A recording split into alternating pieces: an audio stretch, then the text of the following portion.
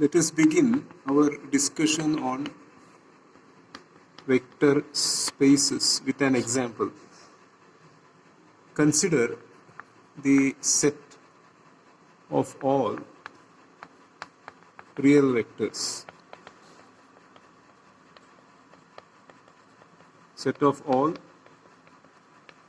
real vectors in 2D space. That is, set of all real vectors in the two-dimensional space. An example of such a vector from this set will be 2, 1. Another example can be 1.5, 0.5, and maybe a third example could be -2 and 1.8. So consider set of all real vectors in 2D space. Examples are as shown here. Now in general, one such vector from this set of all real vectors can be expressed in general like this.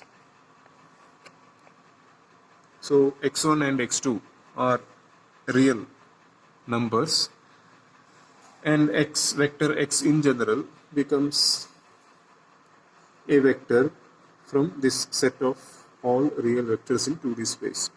So in the previous three examples that I showed, x1 could be say 2 and x2 can be 1, or maybe in the second example that we considered, maybe I think x1 was 1.5, x2 was 0.5, and so on and so forth. So in general, vector x, which is one among the set of all real vectors, which constitutes set of all real vectors in 2D space, can be expressed like this in general. And if I am going to address a different vector in general, I can express like this. You can express it like this. So vector x, vector y. Now, suppose we define vector addition. Suppose we define vector addition and scalar multiplication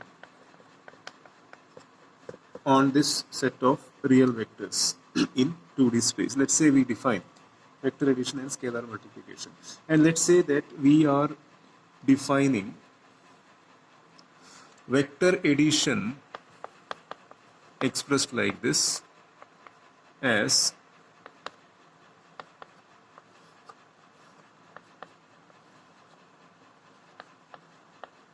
so by this time you know x is expressed like this, y is expressed like this. So x plus y we define as equal to we define it the way conventional addition is defined.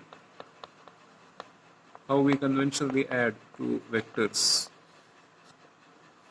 Let's say we define it like this. Now since x1, x2 as well as y1, y2 are real numbers, their individual sums, that is x1 plus y1 and x2 plus y2, will also be real. So this result will also be a real number. This result will also be a real number, which means that when we take two vectors x and y from the set of all real vectors in 2D space and add them the way we have defined vector addition here, the result that we get is also a vector in the same set of all real vectors in 2D space. As an example, let's say x happen to be 1.5 and 1, and y happened to be -1 and 0. Now what happens? The addition of these two vectors, see that these are from the set of all real vectors in 2D space. The addition results in 1.5, the way we have defined 1.5 plus minus 1, that is 0.5, which is a real number, 1 plus 0, which is 1, which is a real number. And as I said, you can see that this is in the set of all real vectors, because this is a real vector, 0.51. It is in the set of all real vectors in 2D space. Now, this particular thing which we saw, this particular feature which we have seen, is called as closure. So the way we have defined the vector addition here, the vector addition is closed. The operation is closed, the vector addition is closed, because when you take any two vectors from the set of all real vectors and add them, when you define the vector addition the way we have defined it here, the resultant vector is also in the set of all real vectors. If it had so happened that when we added, we ended up getting complex numbers here, then the addition would not have been closed. The closure property would have been violated. So the way we have defined the vector here, the vector addition here, we see that it satisfies the closure property. The result of taking any two vectors from this set and adding them, the result is a third vector which happens to be in the same set. Now, let's define the scalar multiplication. Let's say alpha is a real scalar.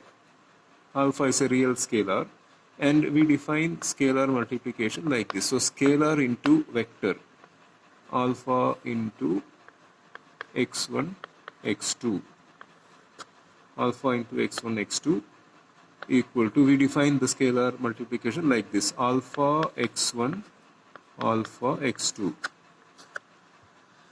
Again we see that this is in R2. It is a vector from the set of all real values in 2D space, because alpha is a real scalar and x is anyhow made up of real quantities, real components.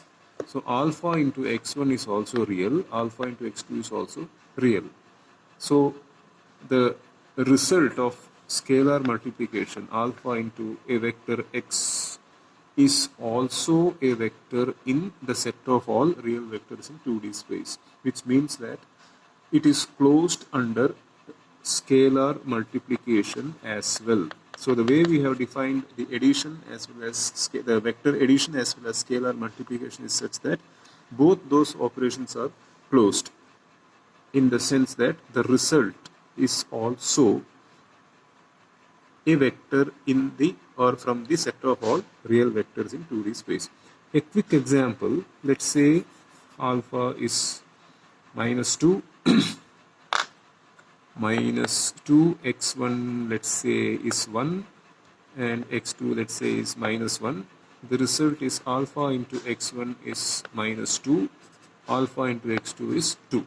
And you can see that minus 2, 2 is indeed a vector from the set of all real vectors in 2D space. So with this knowledge, let us explore this example further.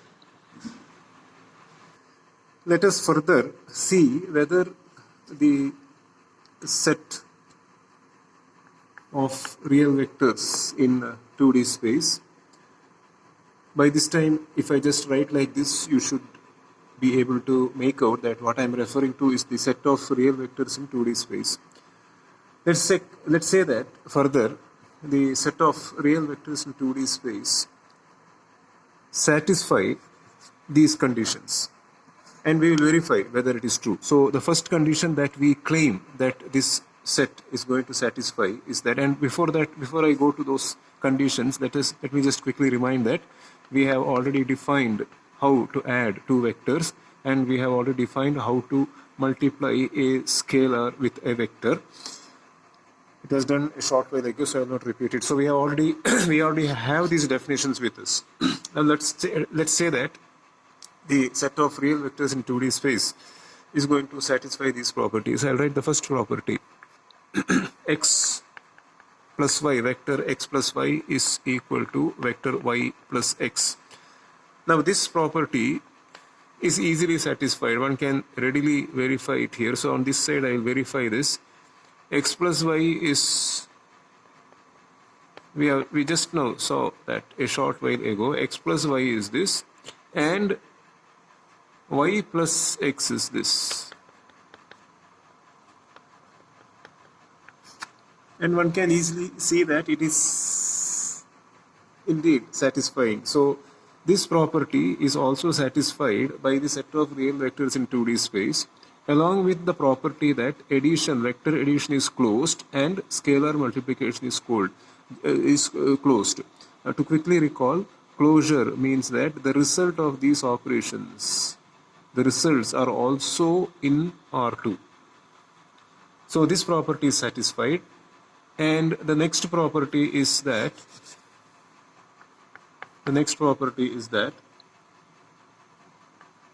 x, vector x plus the result of adding two other vectors from R2 is equal to the same as first adding these two and then adding the result to this, which is again one can easily verify. So I will not waste time here.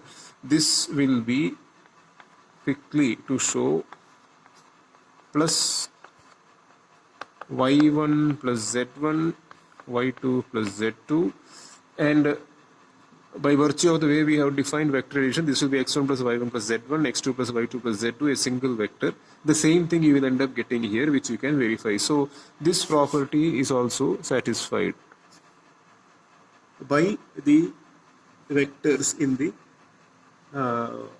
vectors which constitute R2. And the third property is that alpha, where alpha is a real scalar, alpha into x plus y, that is a real scalar into the sum of two vectors, of course x and y are from R2, needless to say, is equal to alpha x plus alpha y.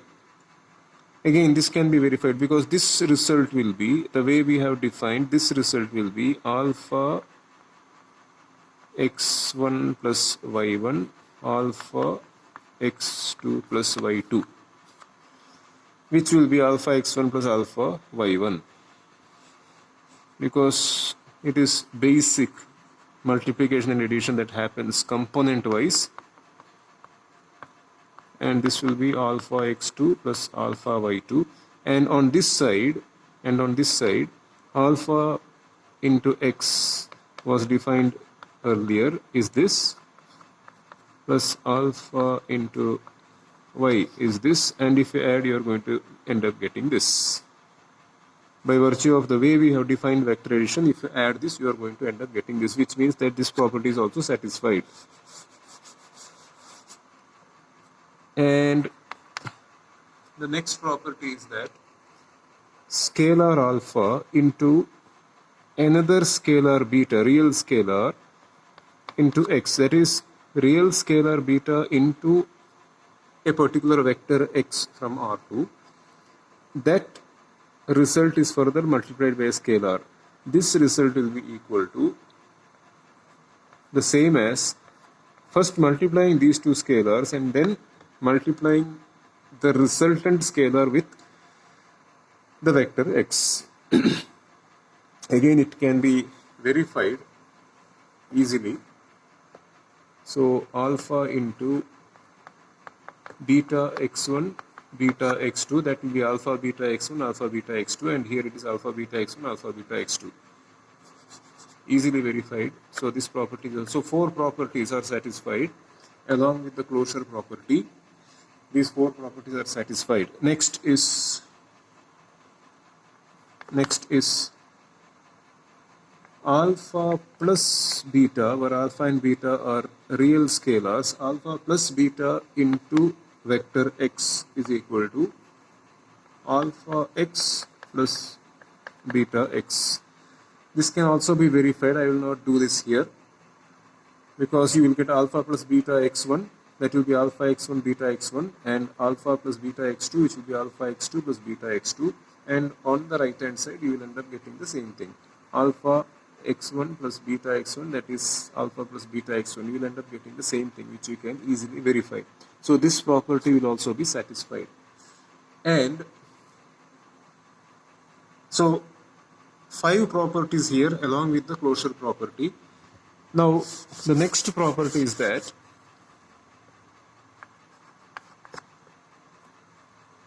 the 6th property is that there has to be rather a unique,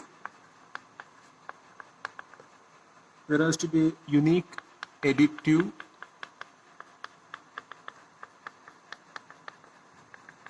identity. There has to be a unique additive identity in the set R2. So we are claiming that there is a unique additive identity in the set R2. Now what we mean by an additive identity is that if you take a vector x from R2 and you add the additive identity with this vector addition. So this is a vector. I will not draw like this, it's a vector. So a unique additive identity is a vector. It's a special vector which will be there in R2. We are claiming that it will be there in R2. We will see whether it really exists in R2. So what the additive entity says is that if you take a vector, an arbitrary vector x from R2, and you add that to the additive identity, the result has to be x itself. So from the way we have defined the vector addition, we can easily see that the additive identity is the 0 vector. Because we have defined vector addition like this, you take this as the 0 vector, x1 plus 0, x2 plus 0, x1 plus 0 is x1, x2 plus 0 is x2. So there is indeed a unique additive identity, and of course 0 is a real number. So there is indeed a unique additive identity vector element in the set R2. So this property is also satisfied, and this is unique. You cannot have any other vector other than the 0 vector which will give this property. So additive identity is the 0 vector. 0 vector plus x is equal to x. There is nothing else, no other vector in R2 which can satisfy this equation. So there is a unique additive identity.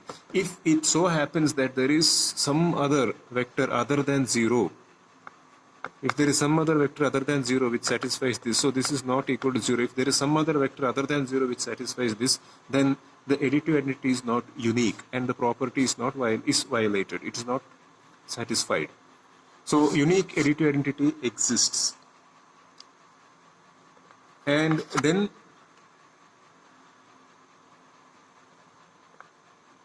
there will be a unique additive inverse. So R2 will have a unique additive inverse. Let's see what is that unique additive inverse. Now what we mean by additive inverse is that if we take a vector x and we add the additive inverse to this, we have to get the result as equal to the additive identity. That means we have already seen that the unique additive identity is the 0 vector. So the way we have defined the vector addition, x plus the additive inverse should give us 0, and it clearly says that the additive inverse is this, minus x. That means if, or rather x is indeed x1 x2 plus minus x1 minus x2 is equal to 0, 0. So there is indeed a unique additive inverse. So just as a quick example, if x happen to be 1 and minus 2, the additive inverse is, the unique additive inverse is minus 1 and 2. The result is 0. So there is a unique additive inverse as well. And so this property is also satisfied. And finally, we say that one scalar 1 into x is equal to x, which is straightforward as far as R2 and the way we have defined vector addition and scalar multiplication is concerned. So we see that R2 satisfies the way, again, the way we have defined, I reiterated the way we have defined, because it's possible to define addition and scalar multiplication in different ways, as we will see later in the examples. The way we have defined vector addition and scalar multiplication, R2, the set of all real vectors in 2D space, satisfies the addition and scalar multiplication, satisfies the closure property, as well as R2 satisfies the 8 conditions which we discussed just now. So there was the conditions were listed as A, B, C, D. So A, B, C, D, E, F, G, H, 8 conditions that we satisfied. So R2, the way we have defined vector addition and scalar multiplication, satisfies the closure property for these two operations, and it in addition satisfies these 8 properties which we have discussed. So now we are in a position to formally define what we mean by a vector space. Now R2, since R2, that is the set of all real vectors in 2D space with vector addition and scalar multiplication defined as earlier, satisfies these 8 conditions, and hence R2 becomes or qualifies as a vector space. The set of all real vectors in 2D space qualifies as a vector space because the vector addition and scalar multiplication satisfies closure property, and it satisfies the 8 conditions that we discussed just now. So now we will formally define what is a vector space. So the formal definition goes like this. A vector space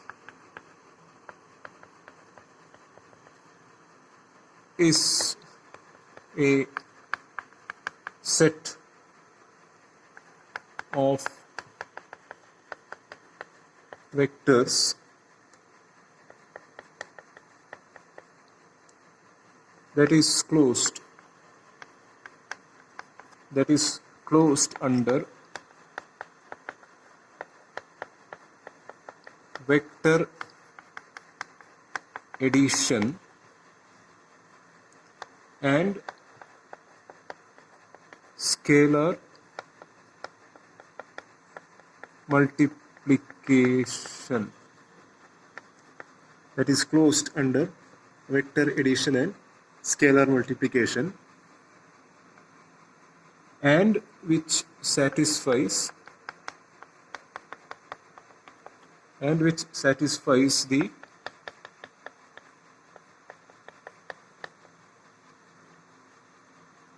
eight conditions or axioms discussed earlier. And we saw that R2 was indeed a vector space. So this is how we formally define a vector space. A vector space is a set of vectors that is closed under vector addition and scalar multiplication, and which satisfies the 8 axioms discussed earlier.